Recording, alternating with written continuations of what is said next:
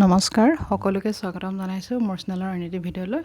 আজি সৰু মাছৰ ৰেচিপি এটা লৈ আহিছোঁ। আশা কৰোঁ আপোনালোক সকলোৱে ভাল পাব, আৰু যদি ভাল পায় লাইক কৰিব, কমেণ্ট কৰিব আৰু শ্বেয়াৰো কৰিব। যিসকলে প্ৰথমবাৰ চাই আছে ছাবস্ক্ৰাইব কৰি ল'ব চেনেলটি, তেতিয়া নতুন নতুন ভিডিঅ' পাই থাকিব।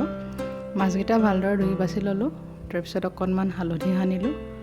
এতিয়া কেৰাহী এখন গৰম কৰি ল'লোঁ। ইয়াতে মই হালধি সনা মাছকেইটা দি দিছোঁ।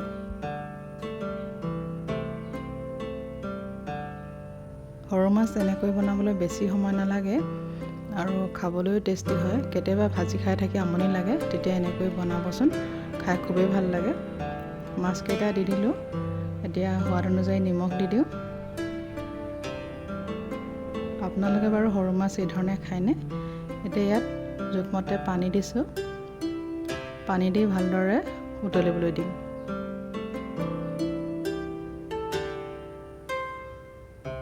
বহুতে হয়তো এই ধৰণে নাখাবও পাৰে, আৰু বহুতে হয়তো খাইছে এনেকৈ। ইয়াতে নহৰু কেইফুটমান দিছোঁ আৰু এটা কেঁচা জলকীয়া মই এটাহে দিছোঁ। জলকীয়া আপোনালোকে নিজৰ জোখমতে দি ল'ব। আমাৰ যিহেতু ছোৱালীও খাব, সেইকাৰণে এটাহে দিলোঁ।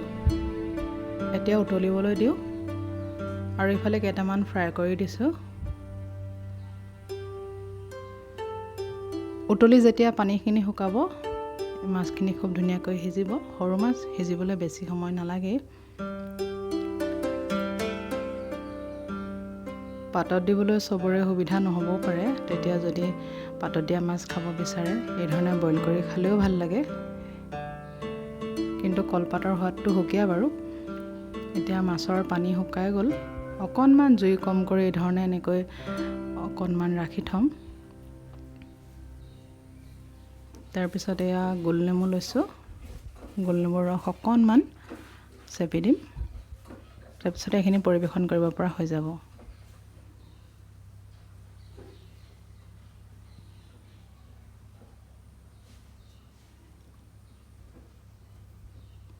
সৰু মাছ কেনেকৈ বইল কৰি খাই জনাবচোন বুলি আৰু দেখুৱাব বুলি কৈ পাইছিলে, সেইকাৰণে দেখুৱালোঁ আজি। ভাল পালে লাইক এটা কৰিব। আজি ভাতৰ লগত তেনেকুৱা একো বিশেষ নাই। এয়া ৰঙালাও, আলু, দাইল বনাইছিলোঁ, লগতে এয়া বইল কৰা সৰু মাছ। তাৰপিছত এয়া ভোট জলকীয়া ঘৰৰে, অকণমান খৰিচা লৈছোঁ, আৰু দুটামান ভাজিছিলোঁ এয়া,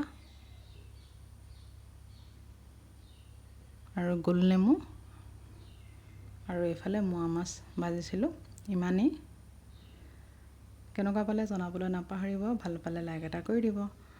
আজিৰ ভিডিঅ'টো ইমানতে সামৰণি মাৰিলোঁ। অন্য দিন আহিম এটা নতুন ভিডিঅ'ৰ সৈতে।